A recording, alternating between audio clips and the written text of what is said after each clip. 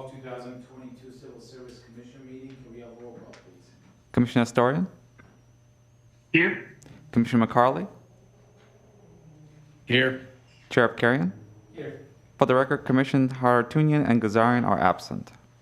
What's next? Minutes for the meeting of December 8, 2021. Could we get a motion in a second to approve? Commissioners? I'll move for approval. Second. Motion and second. Any objection? Unanimous approval. What's next? Oral communications, we have none. There's no one looking. What's next? Recruitment and examination For the report. record, we can't hear Chair Abkarian and or the, How about now? yes. Okay. Yes. All right. I apologize. I did not have my mic on, so we were not able to hear me. I'm hoping that you can hear me now. We went through the minutes. The minutes were unanimously approved.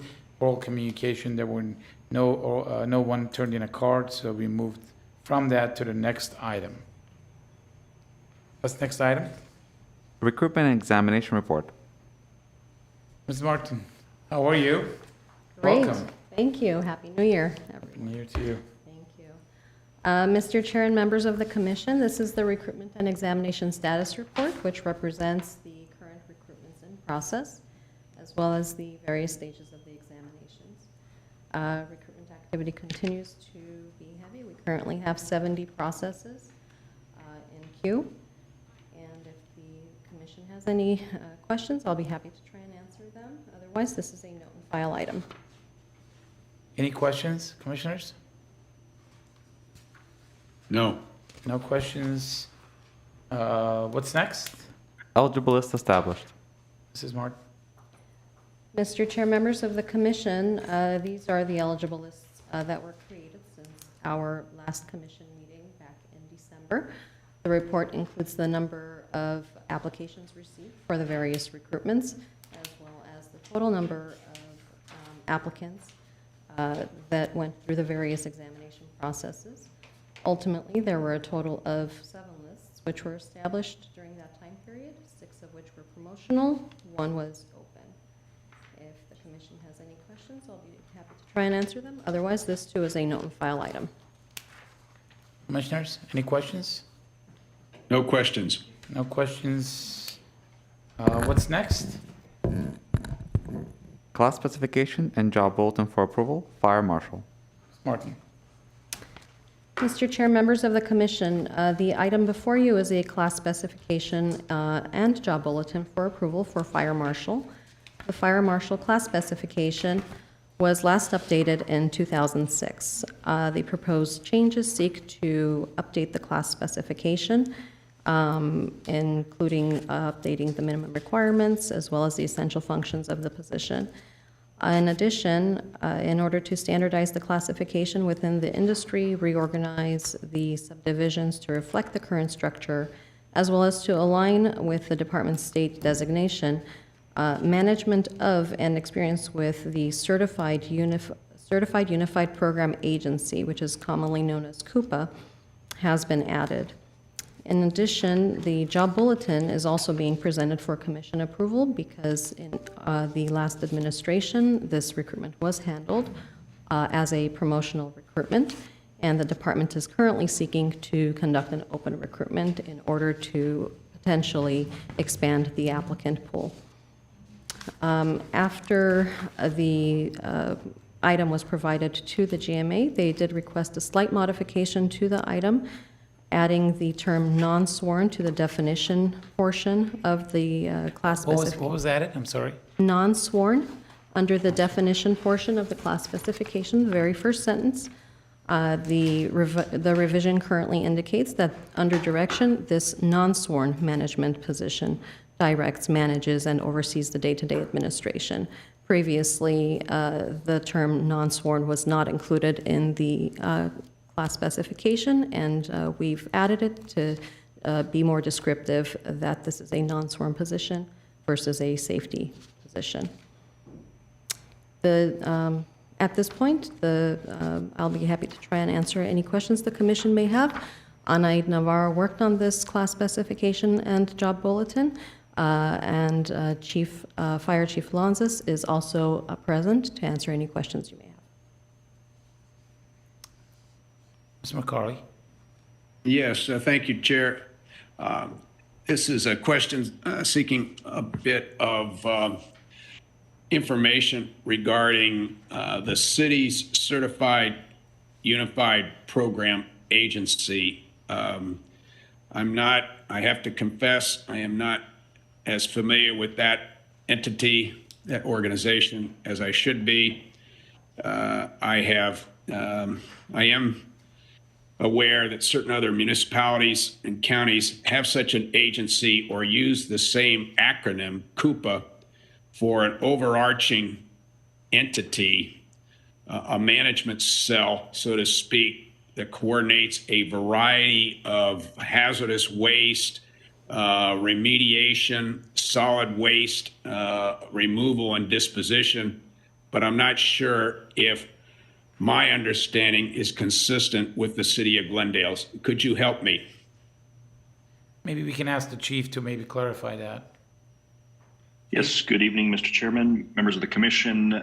Commissioner McCarley, as usual, you are pretty spot on. The Certified Unified Program Agency is encompassing of the very subjects that you brought up. It is an overarching supervisory element that oversees through joint efforts of our Environmental Management Center, the inspections of underground storage tanks, above ground storage tanks, hazardous waste collection, wastewater collection and treatment. All of those entities and processes are overseen by CUPA. I will mention to this board that we are somewhat unique in the fact that our agency, for its size, having its own CUPA agency, is somewhat unique. The closest one to us is obviously Los Angeles City Fire Department. They are a CUPA agency. Most agencies of our size in our department don't have this. It is a good thing to have. It is a good thing to control within our own city. Just as a point of reference, last year we were able to, through our hazardous waste collection, we were able to divert several 100,000 tons of waste, environmental waste that otherwise would have ended up in our landfill through this program. So it's an important program, one we're proud of in our city, and one that we feel strongly that the candidates must have some experience in to be qualified for this position. Thank you, Chief. Commissioner Asterian? Any questions? Yes, Chief. The question that I have is the sworn versus not sworn position. You started with sworn. I don't know if it was an error, and then to not sworn. What is the difference here for this position? Mr. Chairman, members of the commission, Commissioner Astorian, good question.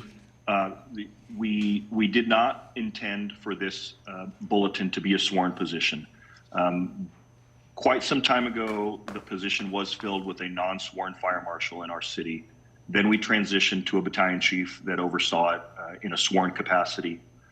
My desire to go back to a non-sworn is, quite honestly, these positions are very, very difficult to find candidates within the sworn ranks who have experience doing it.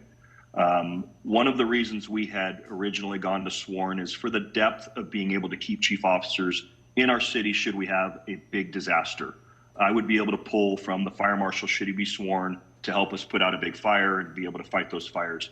The reality is that I need somebody who is a professional in this field. And I could promote a battalion chief into this position. I certainly could do that, but it takes them several years to understand the processes, to understand the intricacies of this position. And in keeping with my commitment to both our city manager, our city council, and to this board, I am looking at ways to reduce cost. And the non-sworn position is a cost savings, a considerable one. Thank you. Chief, I have a quick question for you. The assistant fire marshal also is a non-sworn position, correct? That is correct, Mr. Chairman. Okay. What, Right. happens often, if I may, what happens often in fire departments where a sworn position fills this role, quite similarly to departments that have a dispatch center like ours that have a sworn member running it, is it becomes a revolving door. You promote members into the fire marshal role as a battalion chief. They do 2 years, and then their desire and their passion, and quite frankly, their career is being a firefighter. So they want to go back into operations, and so you're consistently having to put new people into these roles, which isn't great for succession planning. It isn't great for many of the things that we want to try to do.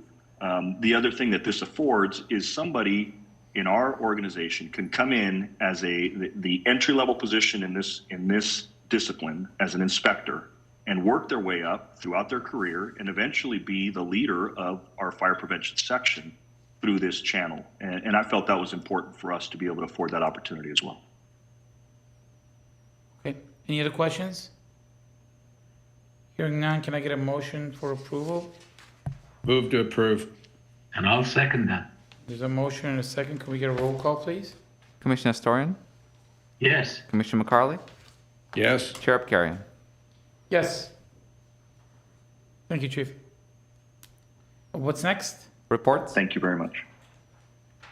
Mr. Chair, members of the commission, this is our monthly employee job performance evaluation aging report.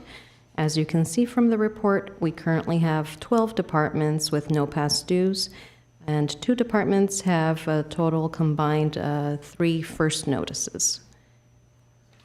Okay. Looks good. Anyone has any questions? Just a small frivolous comment. Your salaried employee count addition should be 198, I believe, as opposed to 95 in total. I'm sorry, a little bit louder, Commissioner Astorian. What was that comment? Sure. On the first column, where the column heading is salaried employee count, I believe the math needs to be changed. From 103 and the addition of 95, the total should be 198, not 95. Thank you, Commissioner Astorian, for pointing out that typo. We will get that corrected. Appreciate that. Thank you. Yeah, that's a good catch. Thank you, Commissioner Astorian. What's next? Civil Service Commission, staff comments. Any comments? Hearing none. What's next? Closed session, public employee appointment, interim chief examiner. Just a note for the TV and for the audience, we will be going into a closed session. We will be reporting out from the closed session, but that portion will not be televised. Correct? Yes. So anyone who is not, let's go off the TV, and anyone who is not a party to this particular item, we ask that you leave.